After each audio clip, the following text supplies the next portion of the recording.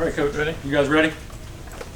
Yep. Go ahead. Proud of our team. It's been so hard to win here that after we spent so much energy last week at Clemson, earlier in the year we didn't respond very well.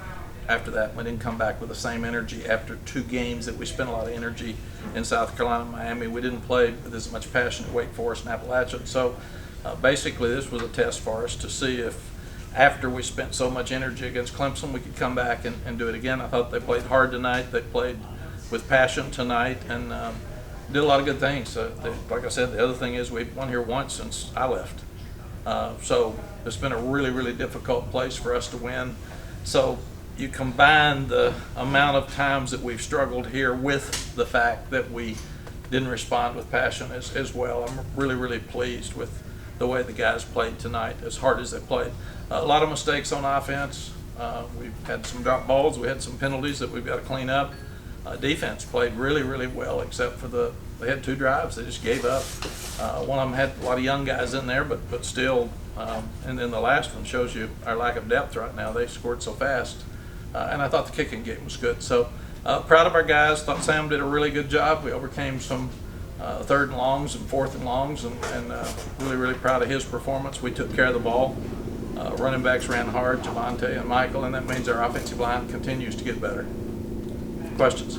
Mack, you talked a lot this week about the guys playing up to the standard that you maybe set last week. Do you feel like they did that in terms of game prep and in the game today? I thought they did. We made too many mistakes.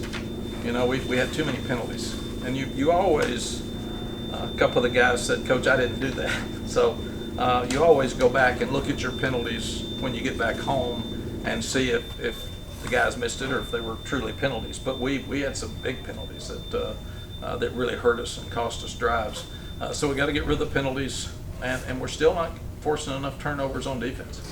We're for some reason we're not getting strips at all. We got an interception tonight with a freshman, but we've got to force more turnovers to be able to win here at the end. Could you say this was Sam's best performance of the season? I think so. You know, we'll study it and see, but he's got so much composure, and I think 3 guys at least dropped balls early in the game that would have led to touchdowns, and we ended up with 3 points instead of 14. So I think that's he didn't get a lot of help sometimes from his receivers, and they got better as the game went on. They cut it to 24-15, and Michael got stuffed on the kickoff return. Say it leads them on an 87-yard drive to kind of give yourself the separation you needed. What is it about him that he's able to kind of engineer those types of drives again in the 4th quarter? Yeah, he has a tremendous amount of confidence, and he also is he's a gym rat, so he studies and he knows exactly where things are. Sometimes probably to a point, to a problem that he overthinks sometimes. But he's got really good confidence, and they believe in him.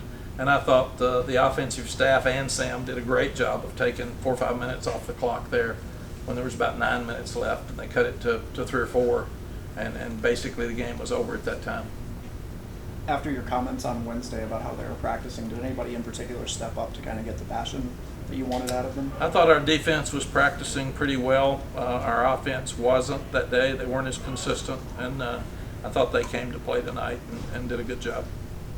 Mack, how happy were you with Javonte's performance tonight, and how happy are you with how he's continuing to develop throughout the season? I've been really happy with Javonte and with Michael Carter throughout the year, and as they've gotten better, that means the offensive line's getting better, and really proud of those guys. They took a lot of heat early. They're still young, helped Charlie's back, but all of them are playing better, and Georgia Tech gave us a lot of different looks tonight. They were slanting and moving and bringing a lot of different blitzes and taking some chances, and I thought the guys handled it really well.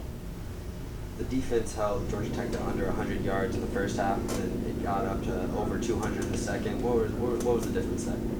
I'm going to talk to our guys. We were trying to substitute when we get a lead, and right now our depth is not there. We're not playing as well with our white group, so we have got to get better in those areas. So.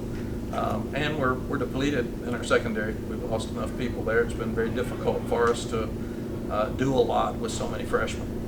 And Mack, given the injuries and given the depth and given the fact that you've had so many close games, does this bye week come at an opportune time. It really does. I think that they're running to the bye week so they can rest. And in fact, we're going to give them tomorrow and Monday off.